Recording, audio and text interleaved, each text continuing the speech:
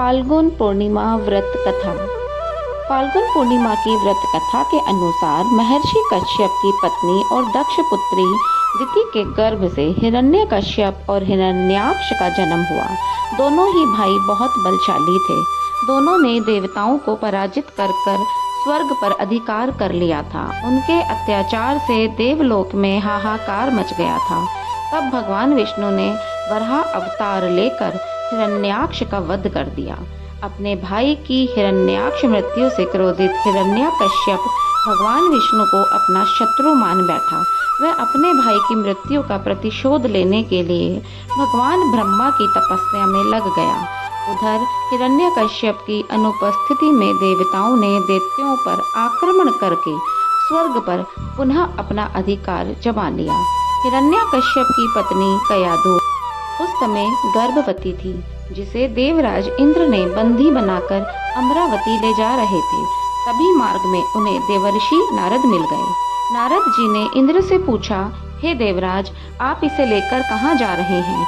इंद्र ने कहा, हे देवर्षि, कयाधु गर्भवती है। इसके गर्भ में हिरण्यकश्यप की दुष्ट आत्मा का अंश है, जिसका वध करके मैं इसे छोड़ दूंगा। इस पर देवर्षि नारद जी से बोले, इसके गर्भ में तो श्री नारायण का परम भक्त पल रहा है। नारद मुनि की ये बात सुनकर देवराज ने कयाधु को छोड़ दिया।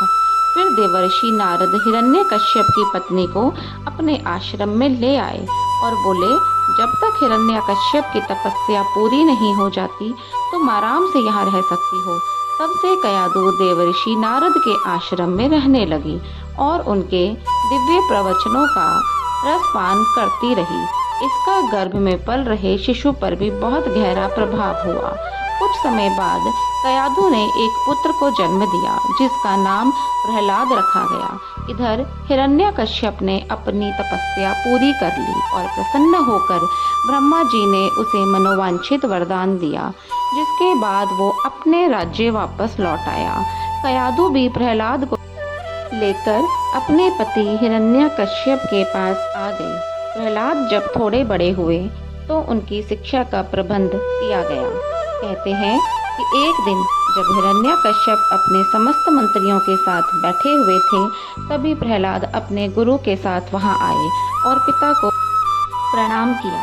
ये देखकर हिरण्यकश्यप अति प्रसन्न हुए और बोले, वत्स प्रहलाद, तुमने अब तक की शिक्षा के दौरान कौन सी सबसे अच्छी बात सीखी है?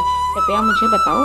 प्रहलाद ने कहा, पिताश्री, मैंने अब तक सबसे अच्छी बात यह सीखी है कि जो आदि मध्य और अंत से रहित है, अजन्मा है, जगत के पालनहार हैं, दीन दुखियों के स्वामी हैं, उन श्री हरि को मैं बारंबार प्रणाम करता हूँ। अपने पुत्र के मुख से श्री विष्णु भगवान की भक्ति से भरे ऐसे वचन सुनकर हिरण्यकश्यप क्रोधित हो गया। उसने प्रहलाद के गुरु पर चीखते हुए कहा कि अरे मूर्ख, तूने मेरे बालक को मेरे परम शत्रु का गुणगान कराने की शिक्षा क्यों दी? प्रहलाद के गुरु ने कहा, दैत्यराज, आप क्रोध छोड़ दें। ये बात मैंने आपके पुत्र को नहीं सिखाई। यह सुनकर हिरण्यकश्यप को आश्चर्य हुआ। उसने अपने पुत्र से पूछा, तुम्हें ये उपदेश, ये शिक्षा किसने दी है? प्रहलाद बोले, हृदय में स्थित भगवान विष्णु ही तो संपूर्ण संसार के उपदेशक हैं। उनके सिवाय कोई किसी को कुछ नहीं सिखा सकता।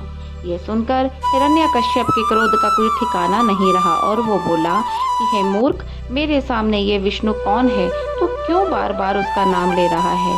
क्या तू इसका परिणाम जानता है? हिरण्यकश्यप ने प्रहलाद को हर तरीके से समझाने की कोशिश की, लेकिन प्रहलाद के मन से भगवान विष्णु के प्रति श्रद्धा तनिक भी कम ना हुई। यह देखकर हिरण्यकश्यप और भी ज्यादा क्रोधित हो गए और अपने सेवकों को यह आज्ञा दी कि इस दुरात्मा को मौत के घाट उतार दो। दैत्यराज हिरण्यकश्यप की आज्ञा अनुसार सैनिकों ने प्रहलाद पर तरह तरह के अत्याचार किए और मारने की कोशिश की, परंतु भगवान विष्णु की कृपा से वो सब प्रहलाद को बाल भी बांका ना कर पाए। हिरण्यकश्यप ने अंत में अपनी बहन होलिका को आदेश दिया कि वो प्रहलाद को गोद में लेकर अग्नि में बैठ जाए, क्योंकि होलिका को ऐसा वरदान था कि अग्नि से उसे कोई हानि नहीं होगी। अपने भ्राता के कहने अनुसार होलिका भक्त प्रहलाद को अपनी गोद में लेकर अग्नि में बैठ गई। वहीं प्रहलाद हाथ जोड़कर निरंतर प्रभु ध्यान में मग्न रहे और नारायण नारायण करते रहे। हरि कृपा से प्रहलाद बच गए, किंतु होलिका उसी आग में जलकर भस्म हो गई। कथा समाप्त। इसी तरह भगवान विष्णु की जो भक्ति करता है, कथा सुनता है व पढ़ता है, उसकी सारी मनोकामनाएं पूर्ण होती हैं।